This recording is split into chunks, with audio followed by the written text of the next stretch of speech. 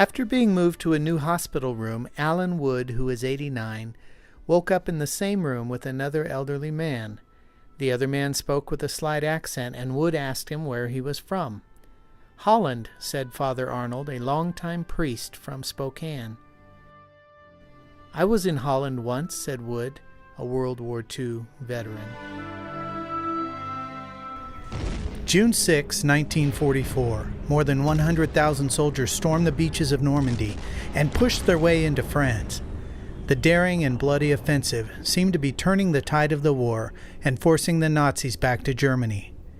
Allied commanders debated on how to add another front in Northern Europe, and plans were laid for Operation Market Garden.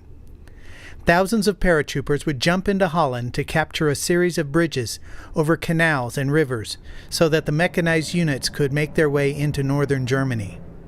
On September 17, waves of C-47 cargo planes left England bound for Holland.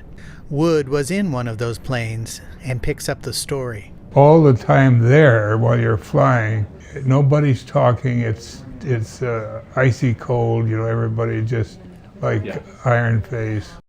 Wood was a 23-year-old sergeant when he leaped out of the plane with his platoon, assigned to capture the bridge by the town of Nijmegen, Holland.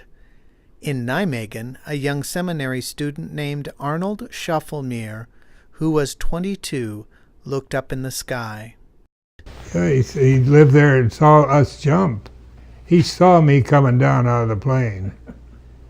See, I don't know if he saw me, but he saw our unit. The paratroopers were a sign of hope for Schaffelmeer, who had survived the Nazi occupation, hiding in an attic with his brother, lest he be captured and sent to a labor camp or forced to fight for the Germans. The fight for the bridge and the town raged for days. After we landed, it was, kill or be killed. And it cost many lives on both sides.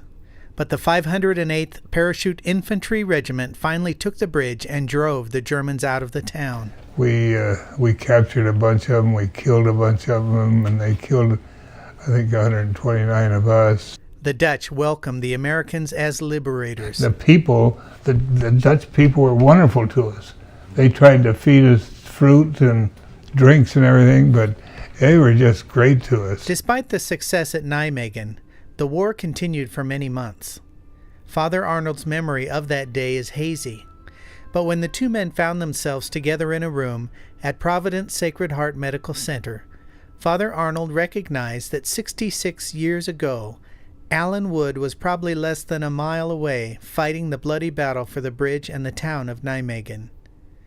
Schaffelmeer wanted to say thank you. He said, "You saved my town, you saved my life.